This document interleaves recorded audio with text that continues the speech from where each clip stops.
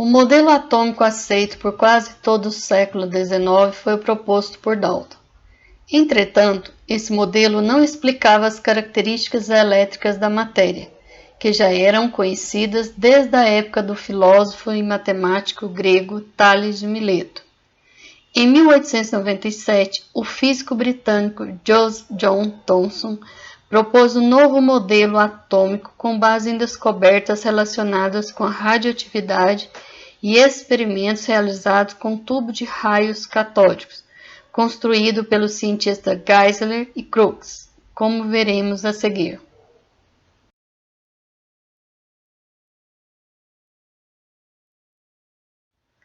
Ampola de Crookes, ou tubo de raios catódicos, é um dispositivo que foi criado pelo físico inglês William Crookes.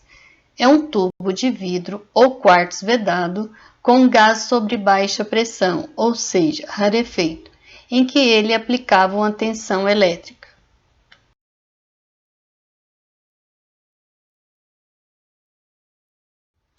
A ampola de Crookes contém duas placas metálicas ligadas a uma fonte de tensão elétrica. A placa ligada ao polo negativo é chamada de cátodo e a outra ligada ao polo positivo é chamada de ânodo.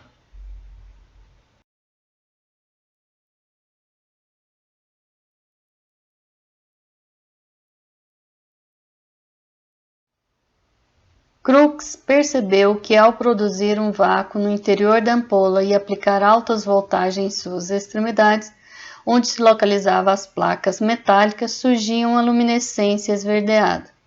Então, ele suspeitou que essa luminescência era causada por algum tipo de radiação que o cátodo emitia, dos quais denominou de raios catódicos.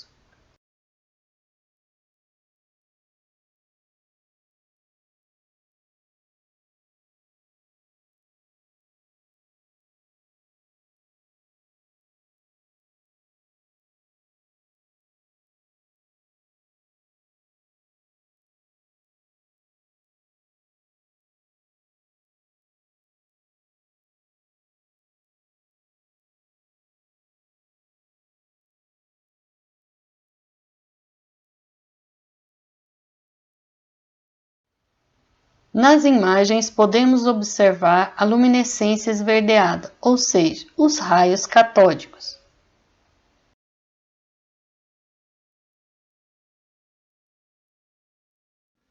Em seus estudos, Thomson adaptou a ampola de Crookes visando testar a natureza elétrica dos raios catódicos.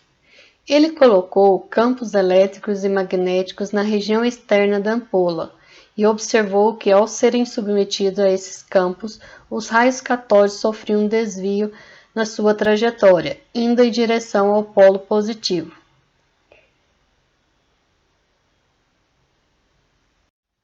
Vejamos a ilustração ao lado.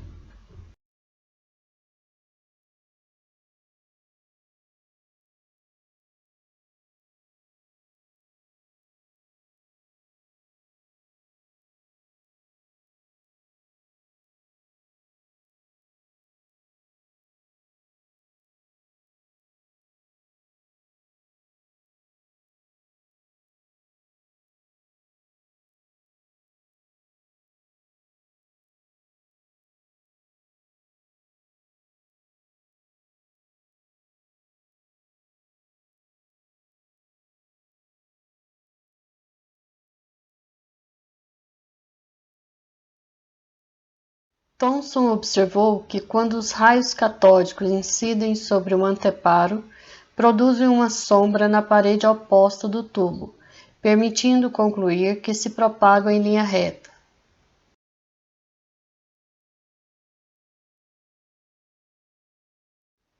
Para saber se os raios catódicos que caminham em linha reta possuíam massa, Thomson colocou no interior da ampola um pequeno molinete ou catavento e verificou que este entrava em movimento de rotação, evidenciando que os raios catódicos são corpusculares, ou seja, possuem massa.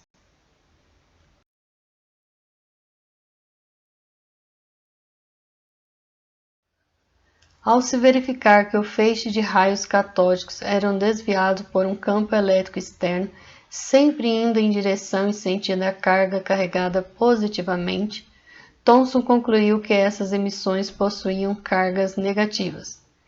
Essa não era uma propriedade somente para um tipo de gás, mas para qualquer gás que fosse usado no tubo. O resultado desse experimento sempre era o mesmo. Portanto, essas partículas negativas, que foram chamadas de elétrons, eram parte constituinte dos átomos de toda a matéria, ou seja, dos átomos de qualquer elemento químico.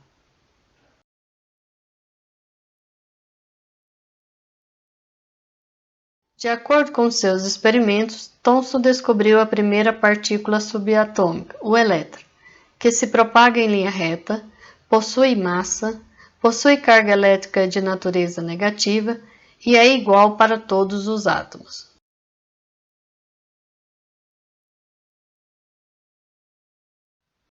O físico alemão Goldstein, usando uma aparelhagem semelhante à de Thomson, observou o aparecimento de um feixe luminoso no sentido oposto dos elétrons, concluindo que os componentes desse feixe deveriam apresentar cargas elétricas positivas, denominada de prótons.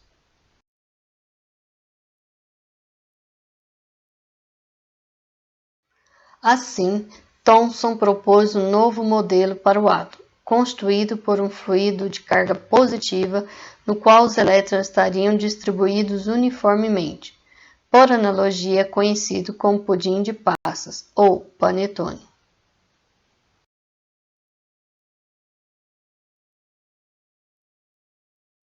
Para você, um recado de Thomson.